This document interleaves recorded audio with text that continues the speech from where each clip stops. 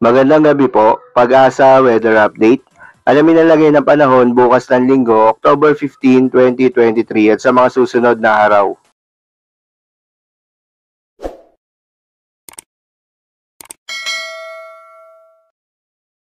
Update muna tayo sa lagay ng ating panahon ngayong October 14, 2023, araw ng Sabado.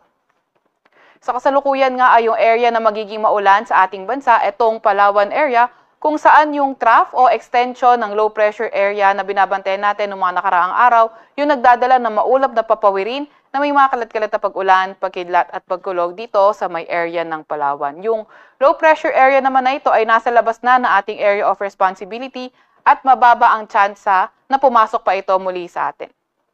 Samantala, itong northeasterly surface wind flow patuloy epekto sa may northern Luzon area. Kaya ang inaasahan nga natin dito sa may Batanes, sa may Cagayan, Isabela, Abra at Apayao, yung maulap na papawirin na may mga or yung partly cloudy to cloudy skies na may mga may hinang pag-ulan. Para naman dito sa Metro Manila at sa nalalabing bahagi ng ating bansa, bagyang maulap hanggang sa maulap na papawirin din yung ating inaasahan na may mga isolated rain showers or thunderstorm. Kaya ating mga Regional Services Division maglalabas ng thunderstorm advisory, rainfall advisory o di kaya heavy rainfall warning kung kinakailangan. Para naman sa lagay ng ating panahon bukas, inaasahan nga natin mostly dito sa may Cagayan Valley, Cordillera Administrative Region at Ilocos Region, partly cloudy to cloudy skies na tayo dyan na may mga may hinang pag-ulan. Para naman sa lagay ng panahon dito sa atin sa Metro Manila at sa nalalabing bahagi ng Luzon, partly cloudy to cloudy skies na may mga isolated rain showers or thunderstorms yung ating aasahan. Agwat ang temperatura para bukas sa Metro Manila maglalaro mula 24 to 31 degrees Celsius. Sa Maylawag naman at Legazpi maglalaro mula 25 to 33 degrees Celsius. Sa may Puerto Princesa at Calayan Island 25 to 32 degrees Celsius, sa may Tagaytay 22 to 30 degrees Celsius, sa Baguio 17 to 24 degrees Celsius at sa Tuguegarao ay 24 to 33 degrees Celsius. Para naman sa lagay ng panahon dito, Visayas at Mindanao area, inaasahan nga natin yung partly cloudy to cloudy skies conditions na may mga tsansa pa rin ng mga localized thunderstorms.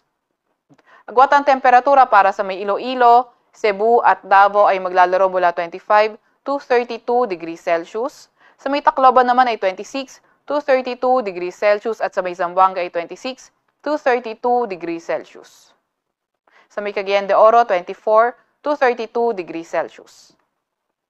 Wala pa rin tayong nakataas na gale warning sa kahit na anong baybayin na ating bansa, kaya yung ating mga kababayang mangingisda, pati na rin yung may mga maliliit na sasakyan pandagat ay maaaring pumalaot sa ating karagatan.